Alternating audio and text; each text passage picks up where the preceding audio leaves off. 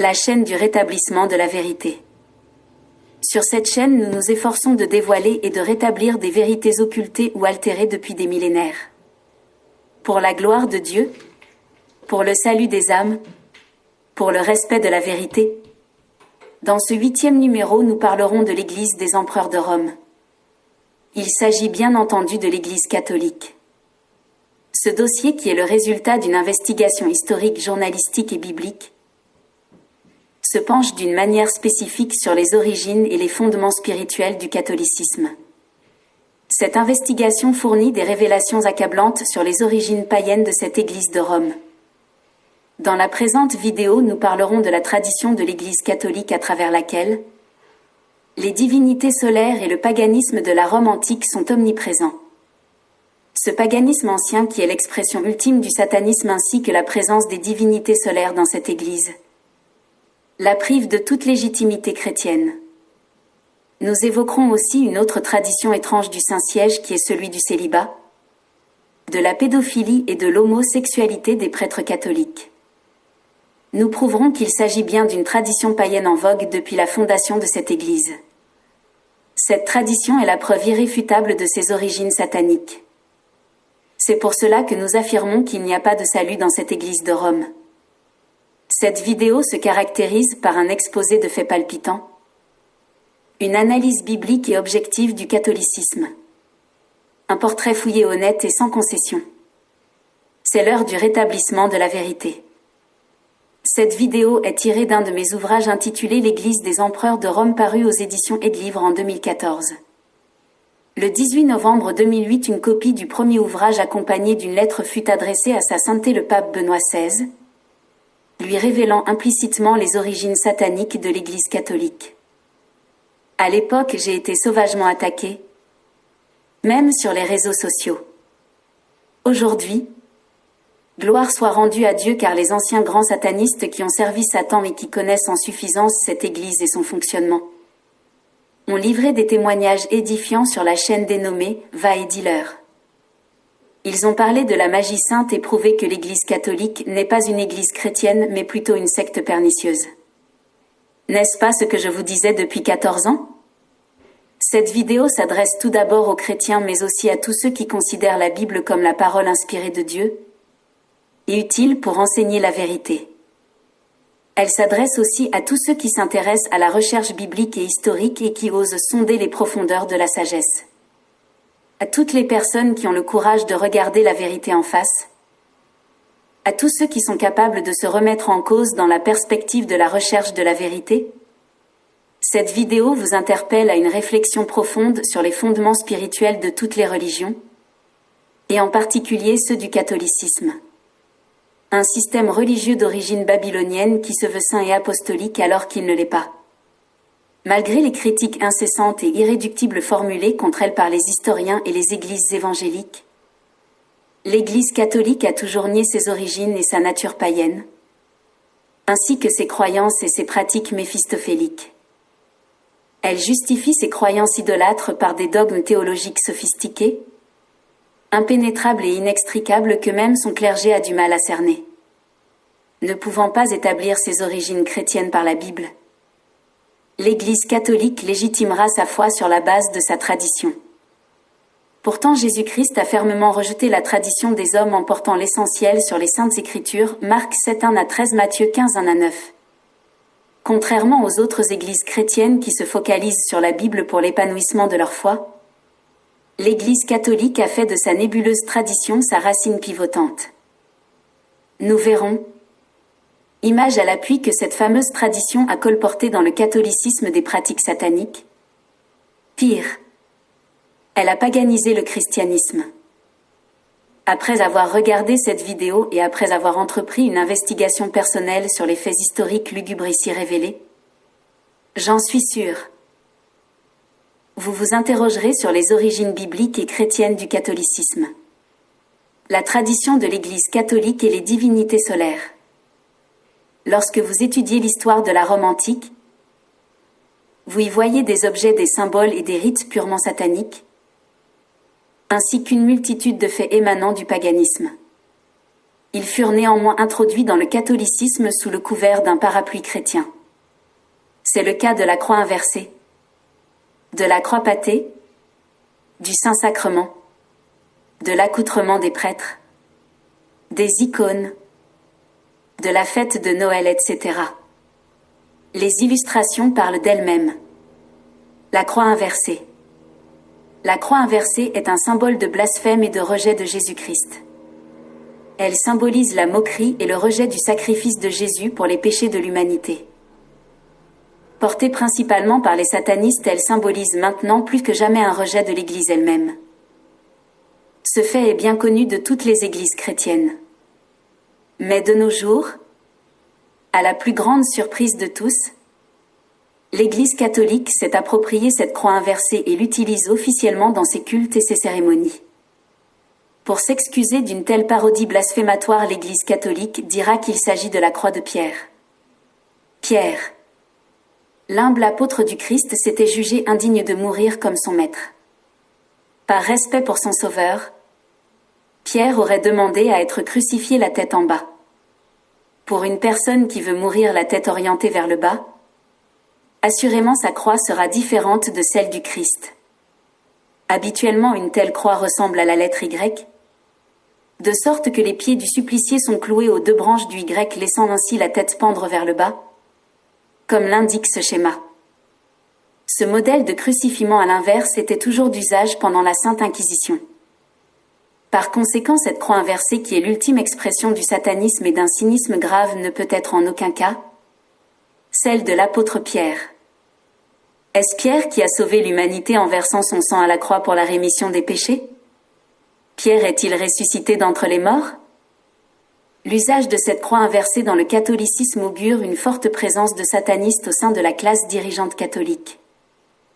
En effet, à l'occasion de la publication en italien de ses mémoires, et sur la chaîne de télévision internationale CNN, le 17 mars 2010, mais aussi dans un document signé par une agence de presse catholique, le père Gabrilli Don Amort, président d'honneur de l'Association des exorcistes catholiques, dénonçait l'incroyable et impensable réseau de satanistes au sein même du Vatican. Un réseau digne de l'ancienne loge P2. Il a souligné que tout le collège des cardinaux fréquente cette loge satanique. Des écrivains français tels que Roger Pierref, le père Malachi Martin, l'assistant du pape Jean XXIII et du cardinal Ottaviani, ont également dénoncé dans leurs livres la présence de cardinaux satanistes au sein du Vatican. Une bien triste réalité. Cette présence de satanistes parmi les princes de l'Église catholique pourrait justifier l'usage de cette croix inversée. La croix pâtée et l'adoration du dieu soleil. Dans l'Antiquité, longtemps avant la naissance du christianisme, la croix pâtée était portée par les rois païens pour l'adoration du dieu soleil Shamsara. Aujourd'hui, contre toute attente, elle apparaît dans le culte catholique. Notons-le. En 2800 avant Jésus-Christ, le roi Ashur-Mazirpal portait cette croix pâtée sur sa poitrine, avec le symbole du dieu soleil sur le revers de sa main. De nos jours, nos papes ont suivi la pratique. Ils portent tous la même croix pâtée ainsi que les symboles du dieu soleil sur leurs mains. Est-ce une coïncidence? Observez le symbole du dieu soleil sur le revers de la main du pape Jean XXIII et sur celui du roi Ashur-Mazirpal 883 à 859 avant Jésus-Christ. Remarquez aussi la croix pâtée au niveau de leur poitrine. La similitude s'observe également pour les lacets du chapeau. En observant encore la croix pâtée au niveau de la poitrine du roi païen Shamshi-Adad V 824 à 811 avant Jésus-Christ et celui du pape Jean-Paul II, nous remarquons que le symbole est le même. Cela prouve que les papes, cardinaux, évêques et prêtres sont des sacrificateurs du dieu soleil. Il y a pire. La mitre du pape, symbole du dieu poisson Baldagon. Les chapeaux portés par nos papes, cardinaux et évêques, ressemblent à une tête de poisson à gueule ouverte. Ce chapeau appelé mitre n'est pas un héritage du Christ ou de ses apôtres. La mitre était plutôt une propriété exclusive de Cybèle qui est la déesse mère, la reine du ciel, et aussi la déesse mystérieuse de l'Asie mineure et de la Syrie longtemps avant la naissance du christianisme. Bref, Cybèle, c'est Lucifer en personne. Depuis l'Antiquité, la mitre était aussi portée par le dieu Nimrod ou Dagon, le dieu poisson de Babylone. Aujourd'hui, cette mitre coiffe la tête du clergé catholique. Est-ce une coïncidence? Nota bene. Vous l'ignorez certainement. Sachez que la déesse Cybèle est la dame qui est vénérée dans le catholicisme sous le nom de Vierge Marie Mère de Dieu. C'est un chef d'œuvre des papes satanistes qui ont réussi à faire passer le diable pour la mère de Jésus-Christ. Voici ce que révèlent les documents historiques. Les prêtres de Cybèle étaient hiérarchisés, avec les archgalas, archevêques et cardinaux à leur tête, suivis des princesses, des prostituées sacrées, épouses de la déesse, et des galas, des hommes castrés, qui étaient des prêtres de rang inférieur. Tous portaient de longues robes de couleur multicolore jaune pour la plupart, avec de longues manches. Les têtes des prêtres de Cybèle étaient coiffées de la mitre. Aujourd'hui, les accoutrements des prêtres de l'Église catholique sont des répliques de ceux de Cybèle. C'est aux environs de 1497 que le pape Alexandre VI, un pape sataniste, introduisit officiellement au Vatican le port de ces robes ouvertes, reconnues aux prêtres catholiques. Cette attitude du pape avait pour but de faire la promotion du satanisme. Cependant, elle était contraire à la tradition ancienne de Cybèle qui exigeait que ces robes sacrées fussent cachées au public. Cette forme d'hérésie ouverte du pape Alexandre VI provoqua à l'époque un conflit entre lui et la population de Rome. Le fait est que cet accoutrement contredisait non seulement les enseignements de l'Église, mais aussi constituait un mépris et une dérision pour le christianisme. Malheureusement, cet accoutrement d'origine diabolique s'est implanté de nos jours dans le catholicisme et en constitue désormais un héritage et une tradition. L'eau bénite utilisée par l'Église catholique, héritage du pape Léon II 681 à 683, tire ses sources du paganisme. Elle était d'usage pour purifier les villes. L'image que voici illustre cette pratique où Dagon, le dieu poisson de Babylone, portant la mitre, asperge de l'eau bénite. Vous l'avez vu. La mitre était la couronne des grands prêtres satanistes de l'Antiquité. Nos papes cardinaux et évêques, en portant cette mitre, perpétuent ce satanisme dans l'Église de Jésus-Christ. L'adoration du Saint-Sacrement est un culte au Dieu Soleil. Sans embâge, l'on peut dire que le Saint-Sacrement est une image calquée sur le Soleil et ses rayons. L'adoration du Saint-Sacrement est une pratique permanente dans le catholicisme. Tous les jours, à travers les différentes messes, à chaque minute et de manière coordonnée, les prêtres du monde entier lèvent l'hostie et disent « Ceci est le corps et le sang du Christ ». Les fidèles catholiques se prosternent ainsi et adorent au son de clochettes les prétendus pains et vins transformés respectivement en corps et en sang du Christ. Pour commémorer la mort du Christ, les autres églises achètent du pain sur la place du marché. L'Église catholique, quant à elle, utilise une hostie blanche et ronde Dieu Soleil Baladade, devant laquelle les fidèles se prosternent pendant la consécration. Ensuite, l'hostie est cassée en 2 morceaux semblables à de demi-lunes. Les 2 morceaux sont par la suite collés l'un à l'autre, Dieu lunaire Nana, et présentés à nouveau aux fidèles qui se prosternent ou baissent la tête en signe d'adoration. Tout cela sous un son assourdissant de clochettes. Quoi de plus étrange que de constater que de telles pratiques étaient courantes dans le culte du Dieu Soleil et du Dieu lunaire. Longtemps avant l'ère chrétienne, loin d'être une simple similitude, nous sommes plutôt en présence du même culte païen revêtu d'un vernis chrétien. En participant à la messe, vous rendez un culte d'adoration au Dieu Soleil. Prendre la communion, c'est manger un sacrifice offert aux divinités solaires qui sont des démons. Nous pouvons le voir. Les images parlent d'elles-mêmes. Monstrance. Musée du Vatican. Adoration dans le paganisme. Du dieu soleil Baal et du dieu lunaire. Nana. Le symbole mésopotamien de Baladad, Baraka, roi de la Syrie, 8e siècle avant Jésus-Christ. Shamash, le dieu soleil assis sur son trône tablette de Sippar, 11e siècle avant Jésus-Christ. Regardez. Le symbole de Shamash, le dieu soleil, se trouve imprimé sur le front du pape et sur les autels catholiques. Lorsque des reproches sont formulés au clergé catholique pour cette flagrante tromperie par laquelle leurs fidèles adorent le dieu soleil, certaines personnes répondent que Christ est le nouveau roi soleil en référence au cantique prophétique de Zacharie Luc 1, 76 à 79. Le tour est donc bien joué, mais la prophétie ne dit pas cela. Et le Dieu de la Bible défend formellement l'adoration de tout objet. Le vrai chrétien se prosterne devant Dieu, seul objet de son adoration. Ce sont là des symboles et des pratiques païennes, romaines pour la plupart, qui furent introduites dans le catholicisme sous un masque chrétien.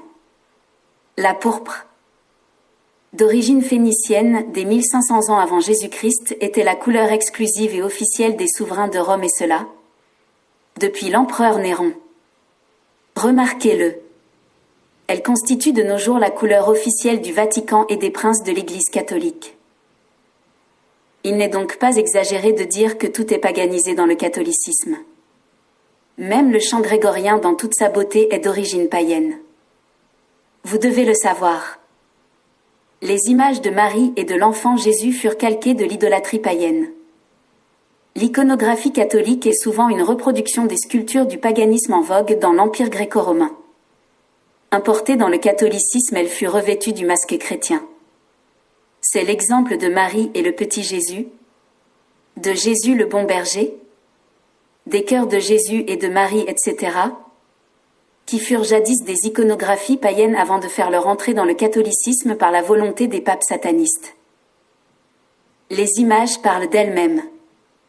Quetzalcoatl, le dieu serpent des Aztèques, 1000 ans avant Jésus-Christ, dieu de la vie et de la mort, était représenté par une statue dont le thorax était ouvert, exposant un cœur. Ce cœur représentait une offrande de nourriture au dieu soleil. Nous retrouvons le même symbole sur les nombreuses images du cœur sacré de Jésus et du cœur douloureux et immaculé de Marie.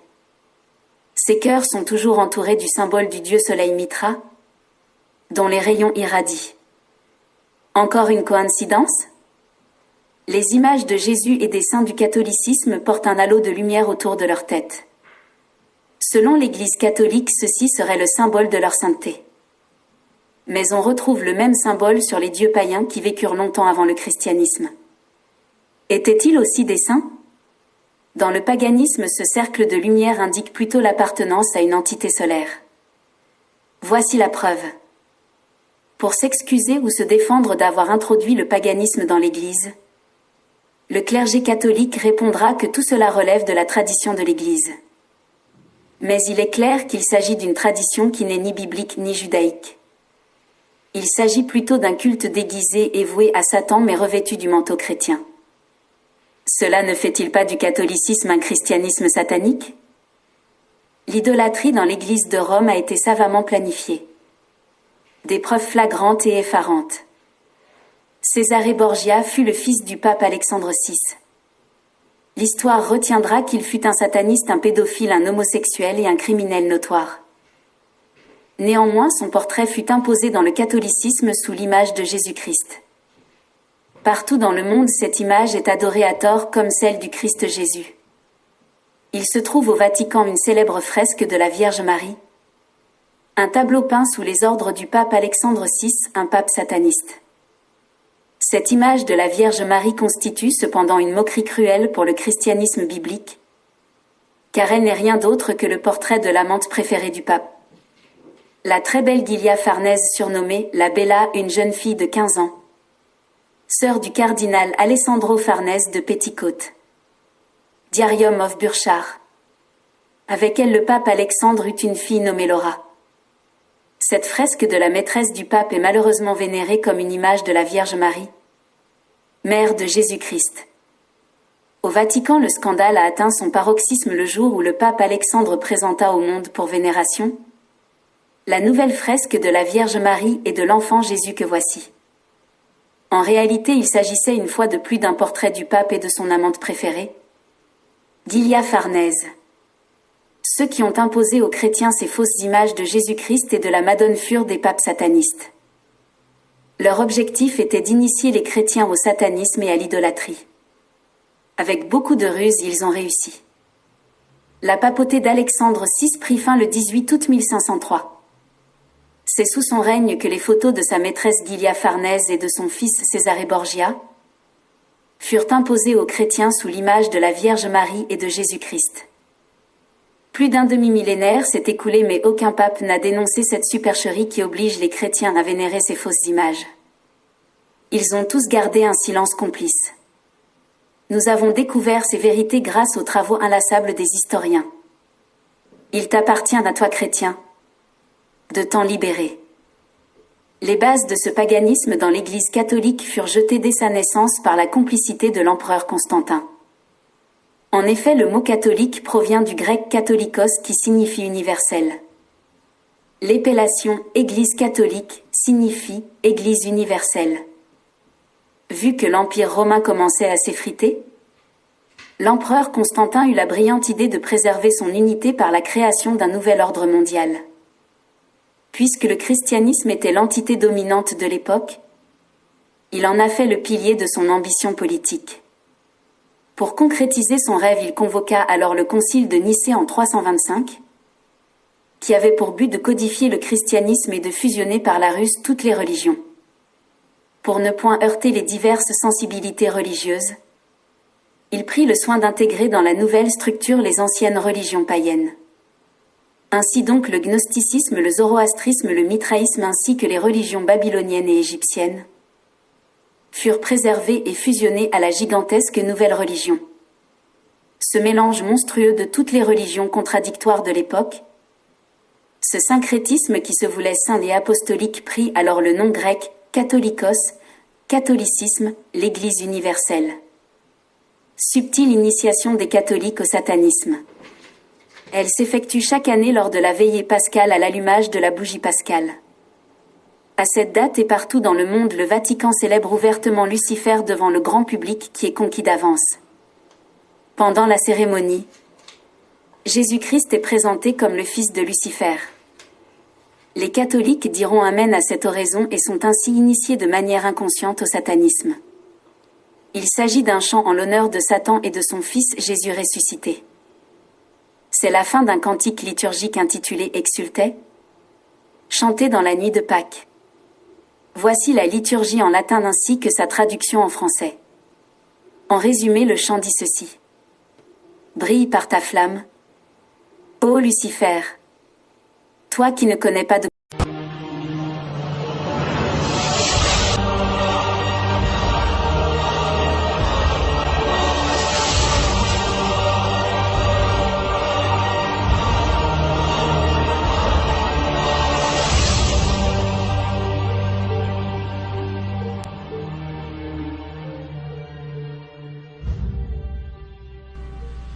Exulte diam angelica turba celorum, exultent divina mysteria, et brotanti regis victoria, tuba insone et saluta. Amaseus, Lucifer matutinus inveniat, ille inquam Lucifer qui nescit occasium, Christus filius tuus, qui regressus ab inferis, humano generis serenus illuxit, et tecum vivit et regnat in saecula saecula. Amaseus, Lucifer matutinus inveniat, ille inquam Lucifer qui nescit occasum, Christus filius tuus, Christus filius tuus, Christus filius tuus, per qui nescit occasum, Christus filius tuus, Christus filius tuus, Christus filius tuus, Christus. Lorsqu'on vous dit que Jésus-Christ est le fils de Satan et que vous répondez Amen, vous êtes ainsi initiés au satanisme. Et ça se répète chaque année. Ne vous trompez pas et ne vous laissez pas tromper. Les plus grands intellectuels du monde se trouvent au Vatican. Il ne s'agit donc pas d'une erreur, mais plutôt d'une église païenne qui célèbre son Dieu. Vérifiez sur les vieux missels et vous verrez que les choses sont telles.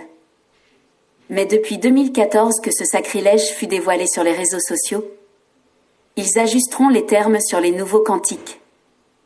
Vous êtes-vous déjà interrogé sur les conséquences spirituelles de votre appartenance à une telle église ? La Noël dans toute sa beauté est une fête païenne. Les évangiles relatent qu'à la naissance de Jésus-Christ, les bergers paissaient leurs animaux dans les champs. Luc 2:8. Ce verset biblique est d'une importance capitale. Cette description caractéristique du climat confirme sans l'ombre d'un doute que Christ Jésus est né pendant une période chaude de l'année et non le 25 décembre, moment au cours duquel la température est glaciale à Bethléem. En effet, les traditions les plus anciennes transmises par Clément d'Alexandrie et Hippolyte de Rome situaient la nativité à la fin du printemps, quand les moutons, déjà gênés par la chaleur du jour, paissaient de nuit sous la surveillance des bergers. Il est important de noter que, à l'instar du moine Denis le Petit qui introduisit une erreur de datation dans notre calendrier, les évangélistes aussi se sont trompés en introduisant une erreur de datation sur la naissance du Christ. Ils en ont ainsi donné au cours des 2 derniers millénaires une indication chronologique imprécise et contradictoire. Exemple. Luc 2:1-2 dit qu'il est né sous le règne d'Auguste César entre -27 et 14, alors que Matthieu 2:1 situe sa naissance sous le règne d'Hérode entre -37 et -4. De nos jours, ces dates sont objets de vives controverses entre historiens. Mais grâce à la chronologie synchronisée, fondée sur des synchronismes historiques datés par l'astronomie, nous avons la confirmation qu'il est né pendant une période chaude de l'année, chronologie de la vie de Jésus. Approche scientifique d'une chronologie absolue, pages 2-22. Par contre, partout dans l'Empire romain et dans toute l'Europe, longtemps avant la naissance du christianisme, on célébrait à la date du 25 décembre la fête de Noël. Une commémoration de la naissance du dieu soleil invaincu, Dies Natalis Soli Invicti, avec des rites identiques à ceux d'aujourd'hui. Il s'agit de l'arbre de Noël, des feux ou luminaires qui décorent nos maisons, des cadeaux, des réjouissances, etc. De toute évidence, il s'agissait d'une fête païenne qui commémorait la mystérieuse naissance d'au moins 16 divinités solaires, des imitateurs du Christ qui seraient nés chacun un 25 décembre. Ces divinités de Noël ont tenté de s'accaparer du plan du salut de Dieu, en s'identifiant à Jésus-Christ, et ceci de manière précoce. Elles seraient nées chacune d'une fille vierge et auraient prêché un message similaire à l'évangile du Christ. L'accomplissement de multiples miracles, la mort par crucifixion, la purification du péché à travers leur sang versé, leur résurrection un 25 mars, jour de Pâques, sont d'autres similitudes avec le Christ que l'on prétend de ces divinités. Leur corps était aussi représenté par du pain eucharistique que mangeaient leurs fidèles. Elles étaient les dieux sauveurs de leur peuple, exactement à la manière du Christ. On les appelait alors les 16 sauveurs crucifiés du monde. Exemple concret. Horus, dieu égyptien 2200 ans avant Jésus-Christ. Il serait né d'une fille vierge, avait 12 disciples, a guéri des malades, est mort crucifié et ressuscité le 3e jour. Il avait pour nom l'agneau, le chemin et la lumière. Ces divinités païennes ont ainsi créé un christianisme des milliers d'années avant la naissance de Jésus-Christ. Bien entendu, ce sont des antéchrists qui se sont manifestés environ 2000 ans avant même la naissance de Jésus de Nazareth. Il s'agit d'anges déchus, connaissant dans les moindres détails le plan futur de Dieu pour le salut de l'humanité.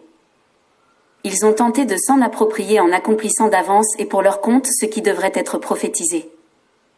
Cette affaire des 16 sauveurs crucifiés qui ressuscitèrent tous un jour de Pâques eut des effets préjudiciables sur le christianisme biblique.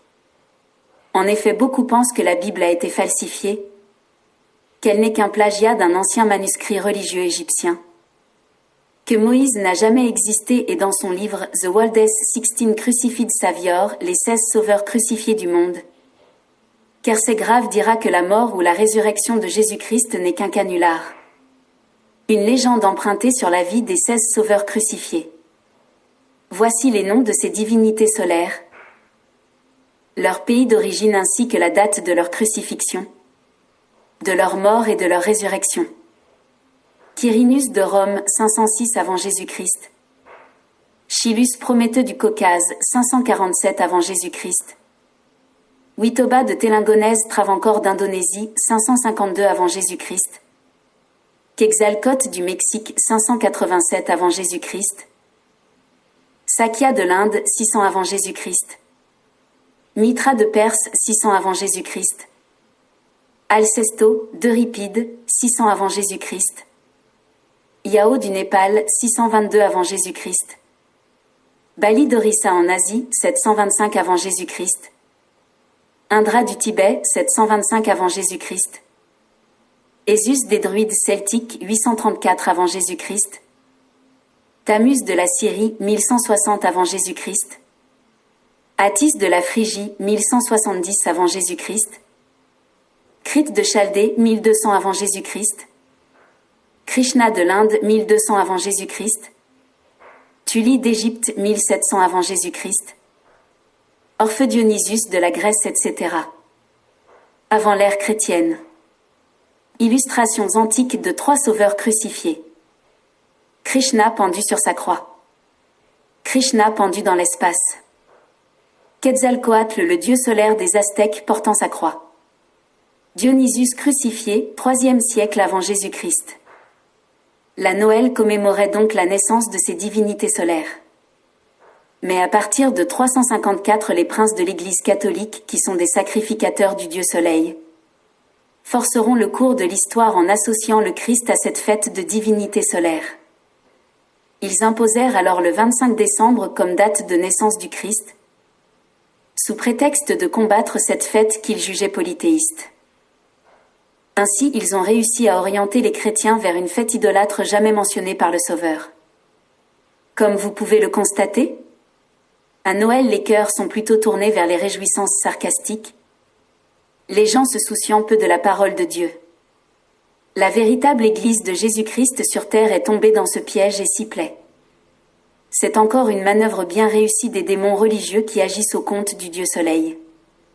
Christ n'étant pas né un 25 décembre mais pendant une période chaude de l'année, les chrétiens ne devraient pas célébrer sa naissance pendant cette Noël païenne. Jésus-Christ de son vivant n'a jamais célébré l'anniversaire de sa naissance. Mais il a continuellement fait mention de sa mort et a vivement recommandé aux chrétiens de toujours s'en souvenir. La Pâque devait alors constituer la plus grande fête chrétienne selon l'enseignement du Seigneur. L'évidence biblique sur les origines des 16 sauveurs crucifiés. Contrairement à l'évangile de Jésus-Christ qui a un écho retentissant à l'échelle mondiale, l'histoire de ces sauveurs crucifiés n'était connue que dans des localités restreintes. De nos jours, cette histoire analogue à un conte de fées demeure inconnue du grand public. Néanmoins, l'histoire retiendra que ces divinités ont existé et qu'elles ont impacté d'une manière quelconque la vie des habitants de leur contrée. Depuis l'avènement de Jésus-Christ il y a 2000 ans, plus jamais on n'a entendu parler d'un autre sauveur qui fut crucifié et ressuscité. Christ était donc l'accomplissement de la promesse, le seul ayant accompli toutes les prophéties. Ces 16 sauveurs crucifiés çà et là sur notre planète n'étaient que des contrefacteurs, des antéchrists apparus avant l'heure. Le terme « démon religieux » employé tout au long de ces vidéos se réfère à certains d'entre eux. Dans l'Évangile, Jésus-Christ disait « Tous ceux qui sont venus avant moi sont des voleurs et des brigands, mais les brebis ne les ont pas écoutés. » Jean 18. Qui étaient ces obscurs précurseurs du Sauveur? Ne seraient-ils pas ces divinités solaires qui en tout ont imité son évangile, son crucifixion, sa mort et sa résurrection? Qu'est-ce qu'un démon religieux? Il y a plusieurs anges devant le trône de Dieu, dont les anges de prière qui sont assignés à l'intercession en faveur des humains et de toute la création en général. Lors de la révolte des anges, ceux d'entre eux qui étaient impliqués furent aussi chassés hors du ciel. Sur terre, ces anges de la prière sont devenus des démons religieux car c'est eux qui ont créé toutes les fausses religions de la planète. Ils sont des experts dans la prière et dans la déception. Toute votre vie, ils recevront vos prières, vos offrandes ainsi que votre adoration et vous feront croire que votre religion est la vraie. Mais à la mort, vous vous rendez compte que votre âme n'est point sauvée et ça sera trop tard en ce moment. Lorsque vous voyez quelqu'un opérer des miracles alors que sa vie n'est pas conforme aux fruits de l'Esprit Saint, soyez rassurés. Il travaille sous la mouvance de ces démons experts de la religion. Le prophète Enoch au chapitre 8 et 9 écrivait que les anges tombés du ciel révélèrent à leur épouse tout ce qui se passait dans le ciel. Ces démons religieux à leur tour ont révélé à leurs adeptes le plan du salut de Dieu des milliers d'années à l'avance. C'est pour cela que les 10 commandements de Dieu, ainsi que la fameuse prière du « Notre Père qui est aux cieux » et bien d'autres étaient consignés dans les papyrus de l'Égypte ancienne. Dans son témoignage, l'ex-grande sataniste Fumilayo Adebayo révélait que lorsqu'une personne doit naître, son étoile apparaît dans le ciel 3 siècles à l'avance. Lorsque ces anges rebelles consultent l'étoile et s'aperçoivent que c'est celle d'un grand prophète envoyé par Dieu, alors ils manipuleront et reprogrammeront l'étoile de sorte qu'à sa naissance ce grand prophète travaillera pour le malin. La falsification, la manipulation et la déception sont des prouesses des anges chassés du ciel. Attention à votre âme. L'étrange tradition du Saint-Siège. Le célibat, la pédophilie et l'homosexualité des prêtres catholiques. Comme un séisme, le monde d'aujourd'hui est secoué par des scandales de pédophilie et d'homosexualité des prêtres catholiques. Toute la hiérarchie au niveau mondial est touchée, y compris des chefs d'État et des hommes politiques ayant été autrefois membres du clergé catholique. Ces pratiques, qui en général débutent au séminaire, centre de formation des prêtres catholiques, atteignent des proportions alarmantes lorsque ces personnes commencent à exercer le sacerdoce à l'âge adulte. La question récurrente est de savoir pourquoi des serviteurs de Dieu, des hommes saints se sont-ils laissés entraîner dans cette spirale infernale ? En réalité, beaucoup de documents historiques attestent que ces faits scandaleux font partie de la tradition de l'Église catholique depuis sa création. Ces pratiques dériveraient des rites et des cérémonies de l'adoration de la déesse Cybèle, la déesse mère, la reine du ciel qui est aussi la principale déesse du catholicisme. Bref rappel historique. Les origines de cette tradition de Cybèle remontent au moins à l'an 1500 avant Jésus-Christ. Mais c'est précisément dans les années -205-202 avant Jésus-Christ que Cybèle fut amenée à Rome, sur la colline du Vatican pour protéger la ville. Le portrait de Cybèle est une femme montée sur un chariot qui lui-même est tiré par 2 lions. Mais ce fut une pierre noire tombée du ciel que les prêtres de Cybèle introduisirent au Vatican dans une grande cérémonie endiablée. La procession dans les rues de Rome était sanglante. Car prêtres, prêtresses et fidèles incisaient leur corps, exécutant des danses hystériques au rythme de cymbales et de tambours. Cybèle est connue sous les noms suivants. Déesse mère, Inanna, Athéna, Marie, Mère de Dieu. Elle était la déesse des cavernes de la terre et était adorée sur les hauteurs des montagnes. Elle était aussi la déesse des abeilles et régnait sur tous les animaux sauvages. Cybèle enseignait la doctrine de la vie après la mort et promettait à ses fidèles en union avec elle l'immortalité dans l'au-delà. Elle était la déesse de toutes circonstances et son habileté à prédire l'avenir lui attira une foule d'adorateurs. Les premiers chrétiens révoquèrent ce culte mystérieux. Ils le qualifièrent de satanique, le condamnèrent et le combattirent avec fermeté. Au IVe siècle, l'empereur Valentinien II prit soin de bannir l'adoration de Cybèle, en mena une persécution cruelle contre tous ses adeptes. Durant le règne de Justinien, des propriétés furent saisies, des objets de culte brûlés et des temples détruits. Les individus qui s'entêtaient à adorer cette déesse étaient torturés, poussés au suicide ou étaient enterrés vifs. À partir du VIe siècle, le culte semblait éteint. Mais jusqu'en 1046, sous le pape Grégoire VI, un culte ouvert et officiel était encore rendu à Cybèle dans l'église Saint-Pierre de Rome. De nos jours, l'héritage de Cybèle est omniprésent dans l'Église catholique, faisant ainsi du catholicisme une religion non chrétienne. Le culte de la déesse Cybèle était brutal et sanglant. procédant par des sacrifices d'enfants brûlés vifs sur ces autels, par l'adoration de démons. Ce culte était aussi caractérisé par le célibat total des prêtres de classe inférieure. Les prêtres de Cybèle étaient donc célibataires et de surcroît homosexuels. L'origine de cette homosexualité émanait de la cérémonie du gala. Au cours de la fête du gala, les organes génitaux de certains prêtres de Cybèle étaient retranchés. Ils devenaient ainsi des eunuques mais trouvaient d'autres moyens pour vivre leur sexualité. Cela ouvrait donc la porte à l'homosexualité car ces prêtres étaient sodomisés pendant les rites et les différentes célébrations. Une telle homosexualité était considérée comme sacrée et devrait être gardée secrète. L'homosexualité ouverte était un affront au caractère sacré et ancien de la pratique. Lorsque les papes de l'Église catholique remplacèrent les empereurs romains, le culte de Cybèle était encore en vigueur. Les prêtres catholiques adoptèrent alors cette tradition de célibat et d'homosexualité. Le célibat des prêtres catholiques n'a aucun lien avec le christianisme primitif car les apôtres et les premiers pères de l'Église étaient mariés. Il est plutôt une adaptation, un héritage du culte satanique de Cybèle. De nos jours, l'Église catholique est fortement opposée à l'homosexualité ouverte, alors que l'homosexualité sacrée et secrète au sein du clergé demeure aussi active comme du temps du gala. Quelques faits viennent étayer ce constat. Vers 1051, sous le règne du pape Léon IX 1049 à 1054, Pierre Damien composa le livre de Gomorrhe, dans lequel il décrivit de façon explicite et détaillée les différents types de rapports homosexuels. Pierre Damien, ce pédagogue catholique de l'homosexualité, fut béatifié. L'émission télévisée d'enquête et de reportage de Carl Zéro sur 13e rue, en sa rubrique « La conspiration du silence du Vatican » témoigne. En 1962, le cardinal Ratzinger, devenu par la suite pape Benoît XVI, rédigea le « Crimen Sollicitationis » crime de sollicitation, une vaste conspiration du silence. Il s'agissait d'une directive ecclésiastique secrète hautement confidentielle du Vatican et qui fut envoyée dans toutes les paroisses du monde pour être gardée dans les coffres-forts.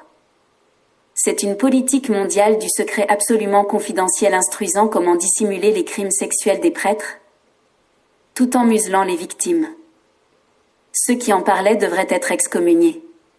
Ce même document confidentiel du Vatican datant de 1962 qui recommandait de garder le secret et le silence dans les cas de prêtres pédophiles ou auteurs d'agressions sexuelles vient d'être découvert et publié par la chaîne de télévision américaine CBS. Des affaires commençaient à sortir et il fallait à tout prix préserver l'image de l'Église. Fût-ce au détriment d'enfants violés par milliers, voire l'investigateur sur l'épiscopat de Boston. Il s'agit d'un manuel d'instruction sur la façon de tromper et de protéger des pédophiles. Le document appartient aux archives secrètes du Vatican. Pendant des décennies, des prêtres ont abusé d'enfants, se sachant couverts par leurs supérieurs lesquels prétendaient agir au nom du Vatican, c'est-à-dire des descendants de l'apôtre Pierre. Ce document servait de référence dans l'Église catholique aux États-Unis et ailleurs dans le monde, jusqu'à la rédaction récente d'un nouveau texte utilisé par l'épiscopat catholique. Le Vatican, qui n'a pas nié les faits, affirme aujourd'hui que ce texte doit être considéré comme périmé. Le 19 avril 2011, sur la page internet de la chaîne de télévision française TF1 News avec Agence, on pouvait lire, dans un livre intitulé « Sex and the Vatican », Voyage secret dans le règne des chastes, le journaliste Carmelo Abate décrit des relations homosexuelles qui seraient fréquentes entre prêtres ou entre prêtres et laïcs. L'auteur affirme s'être introduit dans des lieux gays avec une caméra cachée. Des prêtres de toute nationalité, affirme l'éditeur italien Piem, partagent leur vie entre les salles de la Via della Conciliazione, l'avenue menant à la basilique Saint-Pierre et la Movida de Rome by Night. Le livre évoque aussi des relations amoureuses avec des femmes, l'existence de fils et de filles de prêtres et parle même d'avortements clandestins. Carmelo Abate entend dénoncer la culture du secret et le déni de réalité de l'Église vis-à-vis des désirs sexuels des prêtres, mais ne fournit que des témoignages anonymes. Interrogé sur le livre, le Vatican se refusa à tout commentaire. Dans le langage ecclésiastique, La Curie romaine est le gouvernement mondial de l'Église catholique. Son siège se trouve au Vatican et est composé des cardinaux les plus puissants de la planète. En un mot, la Curie romaine est l'épine dorsale du Saint-Siège, le régisseur du catholicisme mondial. Elle est le cœur, la quintessence de la Sainte Mère Église catholique. Depuis très longtemps, des rumeurs couraient sur l'homosexualité de certains de ces cardinaux qui auraient eu de tels rapports, dans la plus grande discrétion et à l'intérieur même du Vatican. Ces allégations ont été finalement confirmées par le nouveau pape, sa sainteté pape François, qui a reconnu l'existence d'un lobby gay dans la Curie romaine. En effet, selon le site catholique progressiste Réflexion et Libération et selon la rubrique La Presse.c a publié le 11 juin 2013, dans un compte rendu, le nouveau pape François a avoué l'existence de cardinaux gays dans la Curie romaine. Ahurissant pour un Saint-Siège, n'est-ce pas? Sodoma. C'est le livre choc sur l'homosexualité au Vatican. Un livre qui fait trembler le Saint-Siège. Le célibat et l'homosexualité clandestine étaient bel et bien des pratiques païennes de la déesse Cybèle et de son unique fils Attis. Ces vices se sont enracinés de nos jours chez les sacrificateurs de l'Église catholique. Quand bien même le célibat des prêtres catholiques aurait été imposé au milieu du XIIe siècle, il faut reconnaître qu'il ne concernait que les prêtres de rang inférieur, toujours à l'instar de Cybèle. Les prêtres élites, les évêques, les cardinaux et les papes avaient beaucoup d'enfants illégitimes avec de nombreuses maîtresses, et ceci jusqu'au XVIIe siècle. En effet, 39 papes eurent des enfants et beaucoup de prêtres aussi eurent des enfants légitimes et illégitimes. Pape Boniface Ier, 418 à 422, Pape Félix III, 483 à 492, Pape Anastase II, 496 à 498, Pape Agapet Ier, 535 à 536, Pape Martin Ier, 882 à 884, Pape Jean XV, 985 à 996, etc., étaient chacun fils d'un prêtre catholique. Pape Formose, 891 à 896, né en Corse, était fils de l'évêque Adrien. Pape Damasus, 366 à 384, était fils du pape Libérius, 352 à 366. Pape Siricius, 384 à 399, était le fils du pape Damasus. Pape Anastase Ier, 399 à 401, fut le père du pape Innocent Ier, 401 à 417, Pape Siverius, 536 à 537, était fils du pape Hormisda. Pape Jean XI, 931 à 935, était fils du pape Serge III, 904 à 911. Pape Jean XII, 955 à 963, était fils du pape Albéric II. Pape Urbain II, 1088 à 1099, était fils d'un pape. Pape Grégoire IX, 1227 à 1241, était le fils du pape Innocent III, 1198 à 1216, Pape Callistus III, 1455 à 1458, était le père ou l'oncle de pape Alexandre VI. 1492 à 1503, etc. Suivant la tradition catholique héritée du culte de Cybèle, des papes homosexuels furent légion tout au long de l'histoire. Le pape Paul II, 1464 à 1471, était autoritaire fêtard et ouvertement homosexuel. Il est mort en se faisant sodomiser par un page. Le pape Sixte IV, 1471 à 1484, était un proxénète. Les prostituées de Rome lui versaient annuellement 20 000 ducats. Bisexuel. Il s'amusait aussi avec des adolescents et en fit nommer 2 comme cardinaux. Au XVIe siècle, le théologien Balaeu révéla que le pape Sixte IV aurait donné aux cardinaux l'autorisation de pratiquer la sodomie pendant les périodes de grande chaleur. Pape Innocent VII, 1484 à 1492, eut plusieurs enfants illégitimes et était bisexuel. Pape Alexandre VI, Rodrigo Borgia 1492 à 1503, neveu de Calixte III, fut évêque à l'âge de 24 ans et cardinal à 35 ans. Il était père de 6 enfants, dont 4 enfants de sa maîtresse Vanosa de Catanais. Jean duc de Gandhi, César, Lucrèce et Geoffrey. Il était également bisexuel et incestueux. Pape Jules II, 1503 à 1513, eut 3 fils illégitimes. Autoritaire, belliqueux et intrigant, il fit construire en 1510 un bordel strictement réservé aux chrétiens. Il fut le dernier pape barbu et mourut à 70 ans d'une mauvaise fièvre. Pape Paul II, 1534 à 1549, avant d'être pape, livra ses sœurs à Borgia pour qu'on le nommât cardinal. Il le sera à 25 ans.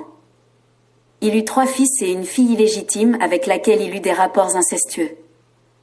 Pape Jules III, 1550 à 1555, fut ouvertement homosexuel. Pape Léon X, 1513 à 1551, Jean de Médicis, fut protonotaire apostolique à l'âge de 8 ans. Cardinal à 14 ans, pape à 38 ans et ouvertement homosexuel. Il célébra son couronnement en privé avec son amant et le nomma par la suite cardinal. Ce dernier tentera de l'assassiner en demandant au médecin chargé de soigner les hémorroïdes du pape de lui appliquer du poison dans l'anus. Le courrier fut intercepté et le médecin écartelé. L'amant réussit à s'enfuir, mais il fut retrouvé et fut torturé puis tué par la suite. La Bible condamne l'homosexualité. C'est à cause de ces pratiques sataniques que les villes de Jéricho, Sodome et Gomorrhe ont été détruites. Et voici que les dirigeants spirituels de l'Église catholique affichent au grand jour leur homosexualité. Assurément, cette soi-disant Église sainte et apostolique n'est pas celle créée par Jésus-Christ. Il s'agit plutôt d'une église du paganisme ancien. La pédophilie. La pédophilie est aussi une tradition de l'Église catholique. Une étrange tradition. L'homosexualité est souvent accompagnée d'abus sexuels sur les enfants mâles et femelles. Connu sous le nom de pédophilie. L'abus sexuel sur mineurs constitue aussi un des principaux éléments de la tradition de l'Église catholique. Cette pratique était aussi une spécialité des élites sadducéennes qui ont fondé le Vatican au IIIe siècle. Depuis lors, des millions d'enfants furent abusés et quelquefois assassinés par leurs bourreaux. Les religieux catholiques. Jusqu'à nos jours, le Vatican est la seule organisation mondiale à battre le record d'abus sur enfants. Cette vieille tradition de pédophilie des sacrificateurs de l'Église catholique a laissé des traces indélébiles au cours de l'histoire. Nous pouvons citer quelques exemples illustratifs. Fidèle à la tradition de son Église, le pape Sergius III, 904 à 911 Pontifex Maximus, était un grand prêtre du culte de Cybèle au Vatican. L'histoire nous enseigne qu'il pratiquait l'inceste avec ses enfants mâles et femelles, et qu'il eut des enfants incestueux avec sa fille Marosia qui devint sa maîtresse. De ces relations incestueuses naquit un fils qui sera plus tard couronné pape Jean X. Il est aussi connu sous le nom de pape Jean XI ou pape Jean XII. Il pratiquait ouvertement et régulièrement des rites satanistes de même que des orgies sexuelles. Le meurtre d'enfants offerts en sacrifice sur l'autel de Saint-Pierre. Il déshabillait les religieuses qui se voulaient saintes et les envoyait se prostituer avec le clergé. Car, disait-il, ce fut le but de la création de votre congrégation il y a 500 ans. Il avait interdit d'ordonner prêtre toute personne ayant une infirmité quelconque, les bossus, les borgnes, les boiteux, les bègues. C'est la règle des baies. Pape Alexandre VI aurait eu des rapports incestueux avec sa fille Lucrèce Borgia. Il a poursuivi la pratique traditionnelle et institutionnelle papale sur la sodomie des enfants, surtout les jeunes garçons, sous prétexte que cette tradition relevait de l'homosexualité de la Grèce antique. Ce pape pratiqua de manière répétitive l'inceste avec ses enfants mâles et femelles. De ces relations incestueuses sur ses filles naquirent d'autres enfants illégitimes. Les papes qui vécurent comme eux dépassent un effectif de 30, parce qu'ils étaient soit des satanistes invétérés, soit de grands prêtres de la déesse Cybèle sur la base du même culte satanique. Cette immoralité sexuelle des sacrificateurs de l'Église catholique avec ses conséquences meurtrières avait laissé des indices précoces. Déjà en 836, le concile d'Aix-la-Chapelle, sous le règne du pape Grégoire IV, admettait ouvertement que des avortements et des infanticides se pratiquaient dans les couvents et les monastères, dans le but de dissimuler les actes des clercs qui ne vivaient pas le célibat. Dans ce siècle qui est le nôtre, de telles pratiques demeurent et s'empirent. Le journal Le Monde rapportait que le prêtre MM, décédé en janvier 2008, fondateur de la Légion du Christ, une congrégation mexicaine autrefois très influente auprès du Vatican, du temps de Jean-Paul II, avait eu au moins 3 enfants avec 2 femmes différentes et avait eu une relation de vie quasi conjugale avec l'une d'entre elles. On lui reproche sa pédophilie mais aussi sa morphinomanie. On apprenait au Mexique qu'il eut aussi des rapports incestueux avec 2 de ses fils. L'inimaginable est que certains prêtres catholiques, à la manière de leurs collègues des siècles précédents, s'accouplent aux animaux. Voici la preuve. Dans un livre intitulé « Je n'avais plus le droit d'être prêtre », Grégor Daliar, un ancien prêtre catholique, témoigne. Puis est venu le jour où j'ai découvert une détresse encore plus indescriptible chez certains prêtres. Il s'agit du péché de la zoophilie, fornication contre nature avec des animaux. Lorsque j'ai entendu une telle détresse au confessionnal, exprimée par des cœurs désespérés, c'est tout un monde religieux qui s'est écroulé pour moi. Horrifié et bouleversé, j'ai eu des nausées et des insomnies. Déjà sous le règne du pape Léon X, 1513 à 1521, cette zoophilie des prêtres catholiques était courante de sorte qu'il décréta que pour être absous d'un tel péché, une amende de 131 livres était requise. Référence. Article 2 de la Caméra Taxe. De nos jours, les médias fournissent d'autres preuves indéniables qui démontrent que cette pratique de Cybèle est toujours active chez les prêtres catholiques. Un peu partout dans le monde et surtout en Europe, de pauvres orphelins sans défense, confiés aux soins des prêtres, ont été longtemps abusés par eux dans leurs orphelinats. Dans des écoles pour personnes sourdes, des enfants qui furent victimes d'agressions sexuelles, de pédophilie et de sévices corporels entre 1950 et 1980 se rassemblent dans la ville de Vérone pour protester. En Allemagne, au moins 205 enfants furent victimes d'agressions sexuelles dans des institutions dirigées par des jésuites, etc.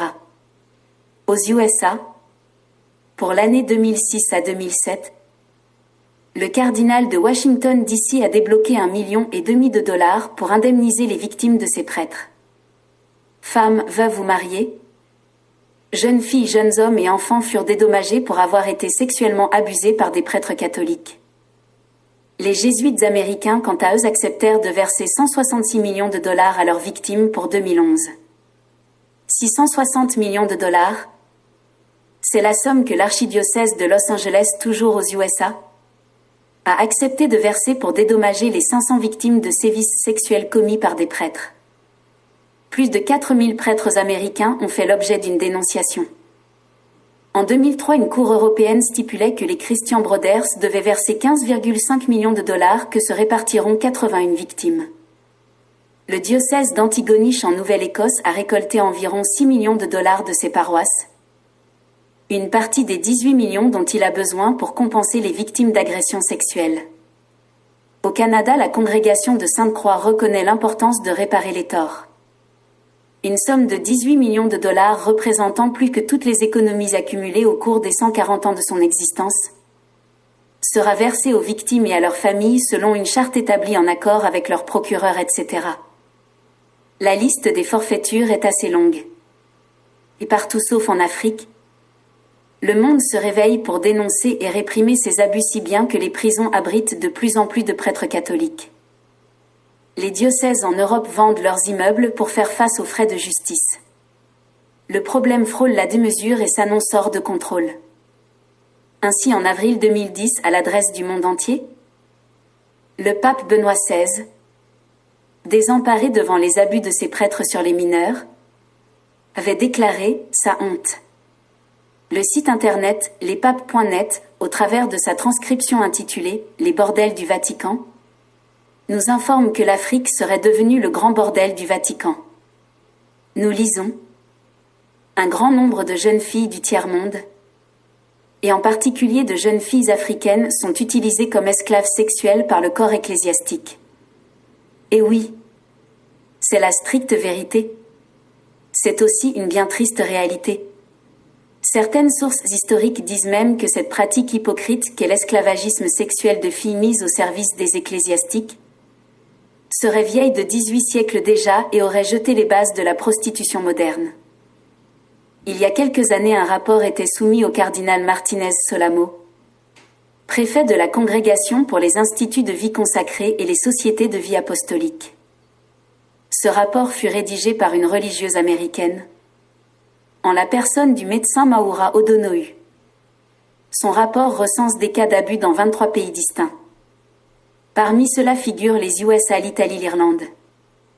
Ce même rapport du docteur Maura O'Donoghue signale le cas d'une communauté religieuse catholique où 29 sœurs religieuses bendaches sont tombées enceintes presque à la même période, toutes victimes des prêtres catholiques. Au cours du synode des évêques d'Océanie qui s'était tenu à Rome en novembre 1998, Monseigneur Geoffroy Robinson, évêque de Sydney, avait également affirmé que les abus sexuels de la part des prêtres et des religieuses sont devenus le principal obstacle à la prédication de l'Évangile en Océanie. Des abus sexuels sur qui ? Principalement sur de bonnes sœurs des enfants et des femmes. Toutes des personnes d'origine aborigène. Le mercredi 5 février 2020, à la une du journal Afrique Mag, on pouvait lire Vatican. Le pape reconnaît que les prêtres se servent des religieuses comme esclaves sexuels. Un nouveau chapitre sombre des abus sexuels qui ébranlent l'Église catholique a récemment été ouvert par le pape François. En reconnaissant que les prêtres se sont servis des religieuses comme esclaves sexuels et que certains continuent à le faire, le pape François s'attaque à un dossier qui visiblement le préoccupe de façon bien particulière. C'est la première fois que le pape, mais aussi l'Église en tant qu'institution, admet que ces abus ont lieu et c'est extrêmement important.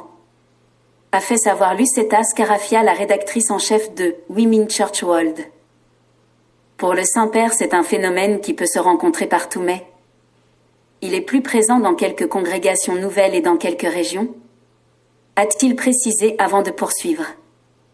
Cela fait longtemps que nous travaillons sur ce dossier. L'Afrique, l'Asie et l'Amérique latine sont les principaux continents où les abus sexuels sur les religieuses ont été dénoncés. Le Chili, le Pérou, la République démocratique du Congo, le Kenya sont quelques pays où des cas d'abus sexuels sur les religieuses ont été révélés. En Europe aussi, on a l'Italie et l'Ukraine. En Inde, une religieuse a récemment accusé un évêque de l'avoir violée à de nombreuses reprises. Le pape François a rendu hommage à son prédécesseur Benoît XVI, qui avait eu le courage de dissoudre une congrégation féminine où s'était installé cet esclavage des femmes, esclavage allant jusqu'à l'esclavage sexuel des femmes par des clercs et par le fondateur. Face à l'ampleur du fléau, la riposte onusienne ne s'est pas fait attendre. En effet, le 10 juillet 2013, l'on pouvait lire sur les pages de l'agence France Presse Genève. Le Vatican est pour la première fois sommé de donner des explications détaillées aux Nations Unies sur les sévices sexuels et les violences contre les enfants au sein de l'Église. Les experts de l'ONU ont publié une liste de questions auxquelles le Vatican devra répondre. Le Saint-Siège sera ensuite entendu par l'ONU en janvier 2014 à Genève. L'ONU souhaite connaître les mesures prises par l'Église pour punir les coupables de sévices sexuels sur des enfants. Les experts veulent de même savoir ce que le Vatican a fait pour qu'aucun membre du clergé, accusé de pédophilie, ne puisse être en contact avec des enfants et les mesures prises pour soutenir les victimes. Les experts entendent faire la lumière sur la situation de certains enfants abusés sexuellement et que l'Église aurait contraint au silence. Ils désirent connaître les mesures prises pour condamner et prévenir les châtiments corporels infligés aux élèves dans certains établissements scolaires catholiques ainsi que les avancées réalisées pour éviter une éducation discriminatoire entre sexes dans les écoles religieuses. Par ailleurs, l'ONU demande au Vatican s'il a mené une enquête sur les allégations de torture et d'autres traitements dégradants infligés à des milliers de jeunes filles et de femmes en Irlande entre 1922 et 1996, alors qu'elles étaient exploitées dans des blanchisseries gérées par des religieuses catholiques. Les pensionnaires surnommés Magdalene Sisters étaient des filles qui avaient une grossesse survenue hors mariage ou qui avaient un comportement jugé immoral dans ce pays à forte tradition catholique. Après l'accouchement, elles étaient ainsi dépossédées de leur bébé. En ce début du XXIe siècle, l'Église catholique tente de mettre fin à ces abus. Toutefois, il s'avère impossible d'arrêter comme d'un coup de baguette magique Cette tradition de pédophilie, d'homosexualité et d'abus sexuels s'illustrant de diverses manières est vieille d'à peu près 2 millénaires.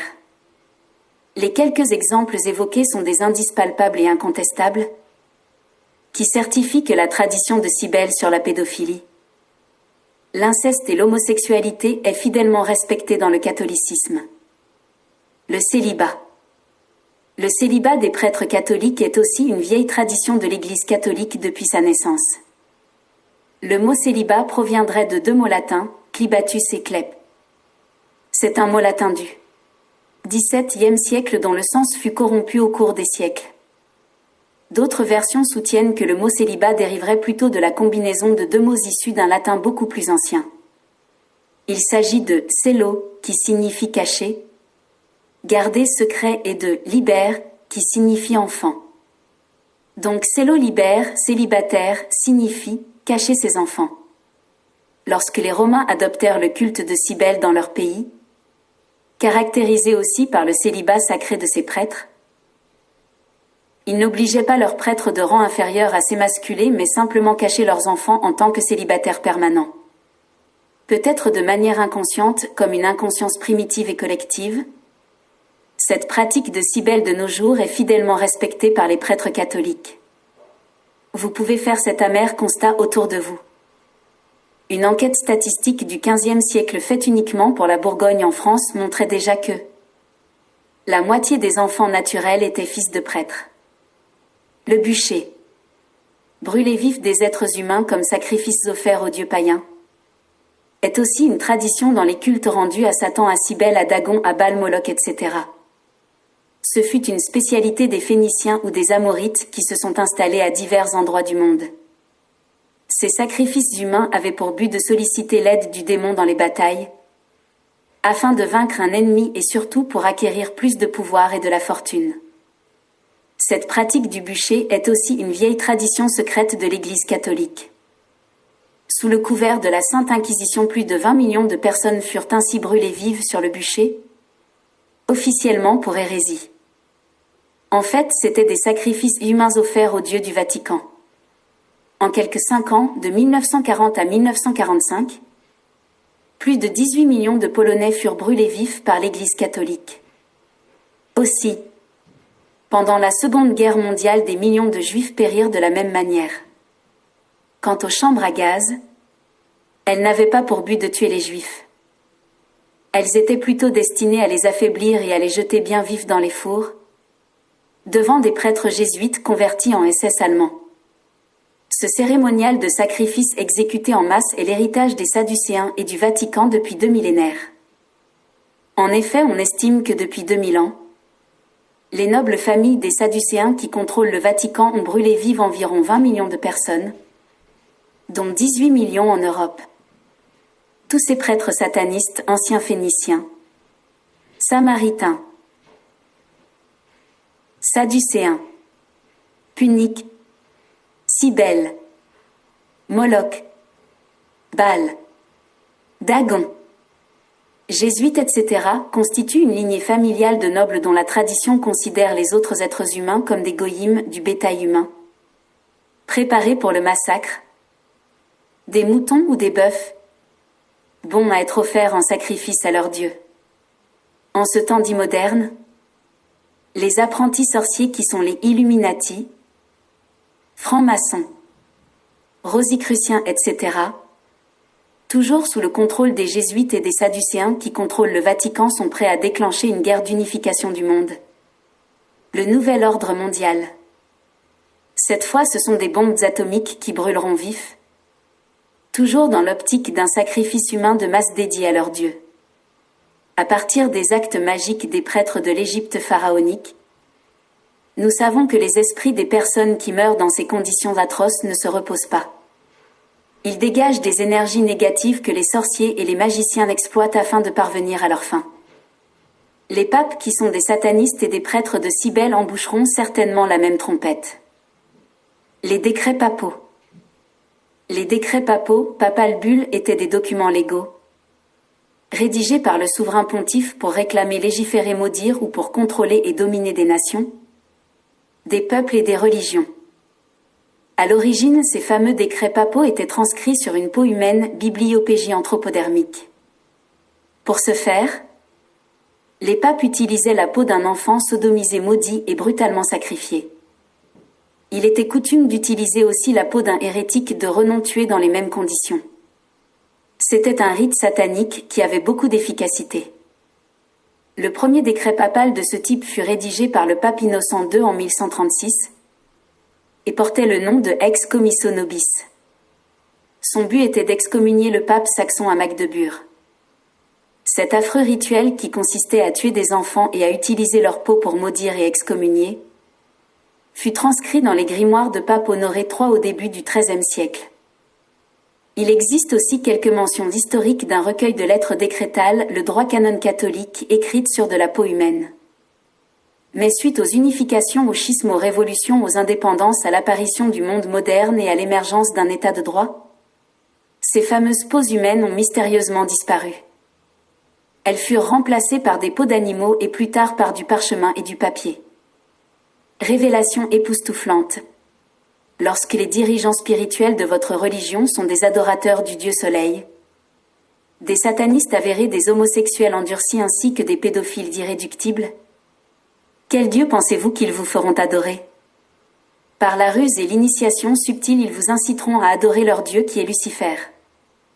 Voici un exemple explosif. Les exorcistes catholiques sont en colère contre le pape Benoît XVI et son prédécesseur Jean-Paul II. Ils les accusent d'avoir ourdi un complot au Vatican et d'avoir fait de l'Église catholique un refuge pour les démons. Ils les accusent de protéger Satan et ses démons en rendant impossibles ou inefficaces les exorcismes pratiqués au sein de l'Église catholique. Pour ce faire, ces papes auraient rédigé un nouveau rituel de délivrance qui devrait remplacer l'ancien rituel romain. Malheureusement, lorsqu'il est utilisé, ce nouveau rituel est inefficace car la personne possédée n'est pas délivrée. Selon le père Gabriele Don Amorte, qui est l'exorciste officiel du diocèse de Rome, cette manigance démontre la volonté du Vatican de protéger le démon par l'instauration d'un rite d'exorcisme délibérément conçu pour être inefficace.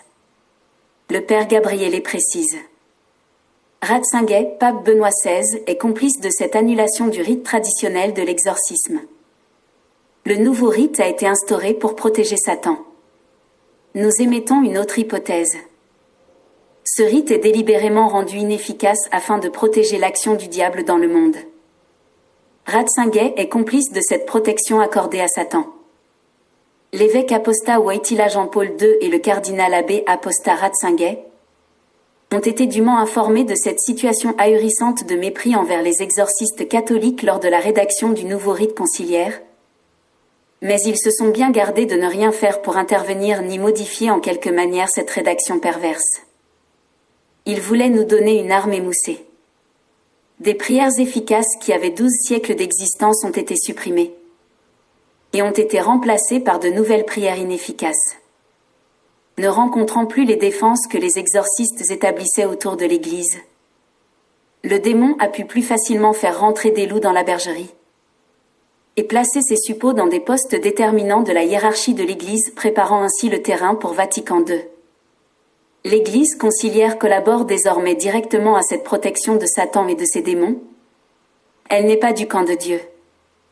Nous avons organisé un congrès international d'exorcistes près de Rome. Nous avons demandé à être reçus par le pape, mais la veille de l'audience, Monseigneur de Niccolò nous a dit de ne pas nous présenter à l'audience, que nous n'étions pas admis. Incroyable. 150 exorcistes venant des 5 continents, des prêtres parfaitement nommés par leurs évêques conformément aux règles du droit canon, qui exigent des prêtres de prière de science et de bonne réputation. Et donc un peu la crème du clergé qui demande à participer à une audience publique du pape et qui sont mis à la porte. La fumée de Satan entre partout. Partout. On nous a peut-être exclus de l'audience du pape parce qu'on avait peur que tant d'exorcistes réussissent à chasser les légions de démons qui se sont installés au Vatican. Votre attention, s'il vous plaît. Voici le pape Benoît XVI et ses cardinaux satanistes en pleine adoration satanique au Vatican. Photo authentique. Conclusion. Vous devez le savoir. Nous ne gagnons aucun centime dans la production de ces vidéos. Bien au contraire, nous travaillons inlassablement et utilisons nos ressources financières pour produire ces ouvrages et vidéos, afin de les mettre à votre disposition. Nous sommes attaqués et incompris, mais nous continuons d'avancer sous la protection du Dieu Très-Haut. L'objectif est de faire connaître la vérité et de prouver que votre âme est en danger dans cette église de Rome. Il est écrit: vous connaîtrez la vérité et la vérité vous rendra libre. Jean 8, 32. Si jamais ces vidéos venaient à être supprimées sur YouTube, nous les publierons sur le site jebalima.com, où déjà la version papier est disponible. Je dois avouer que, en tant que principal auteur de ces ouvrages et vidéos, j'étais autrefois un catholique fervent. J'étais même un fanatique irréductible dans le catholicisme. J'aimais beaucoup mon église et surtout le culte marial, et si jamais quelqu'un critiquait le catholicisme, je me mettais en colère. Lorsque je manquais d'arguments pour défendre ma très chère et bien-aimée église catholique, je tombais littéralement malade. Je suis né dans le catholicisme et c'était pour moi une fierté. J'ai été baptisé, confirmé et marié dans l'église catholique. J'ai été élu 2 fois de suite président diocésain de la JEC, jeunesse étudiante catholique, qui regroupe les élèves du secondaire. J'ai été papa catéchiste et membre du groupe influent du renouveau charismatique de mon pays. J'ai donné beaucoup de témoignages lors des sorties du groupe charismatique afin de doper la foi catholique des jeunes. J'ai fait mon pèlerinage à Lourdes plus d'une fois. Après la grotte de la Massabielle, je passais des heures dans le cimetière de l'Angèle de Lourdes à prier sur les tombes des saints. J'étais à la recherche de Dieu. J'ai fait mon pèlerinage à Rome en 1985 lors du Congrès mondial de la jeunesse. J'ai été plus de 6 fois à la chapelle de la médaille miraculeuse à Paris. J'étais un homme de prière et je récitais souvent 30 rosaires par jour, ce qui donnait 15 heures de prière continue. J'ai eu les apparitions de Jésus et de Marie dans ma chambre et mon père, ancien séminariste qui dirigeait la chorale en latin, en était informé. Bref, il sera difficile d'être aussi bon et fidèle catholique comme je l'étais. Mais par la suite j'ai vécu l'enfer.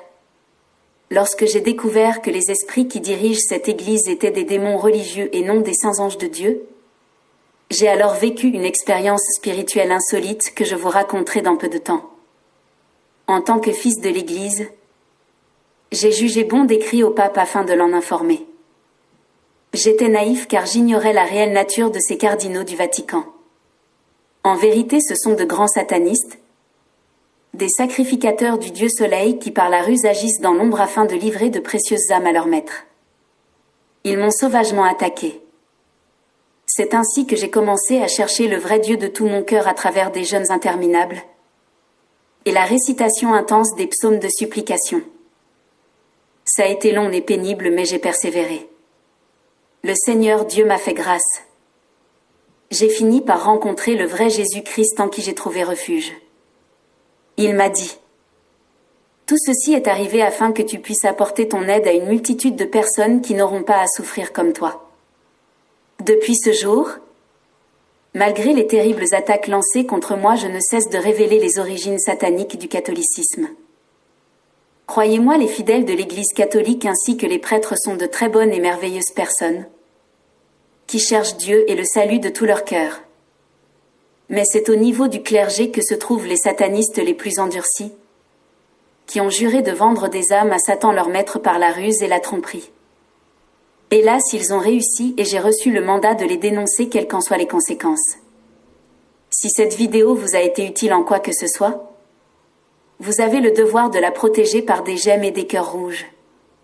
Aussi, veuillez la partager afin que les chaînes de l'ignorance soient brisées et que des âmes se convertissent au vrai christianisme.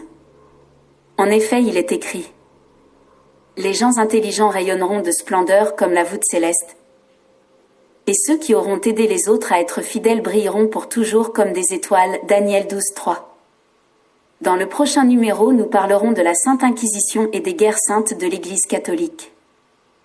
Nous vous ferons un résumé de l'histoire criminelle du catholicisme dans ce XXIe siècle. Nous dévoilerons la stratégie par laquelle cette Église et son clergé se sont enrichis, par voie de tromperie et le pillage. C'est l'heure du rétablissement de la vérité. toi qui ploies sous les liens d'acier de cette Église de Rome. Que le feu de la colère de Dieu brise ces liens sataniques et que le manteau de feu du Saint-Esprit te soit revêtu au nom de Jésus-Christ. Que l'esprit de Jézabel qui fait de toi un esclave sexuel dans cette Église tombe et meure et que ton appel divin ne soit pas hypothéqué sur l'autel du sexe au nom de Jésus-Christ. Amen.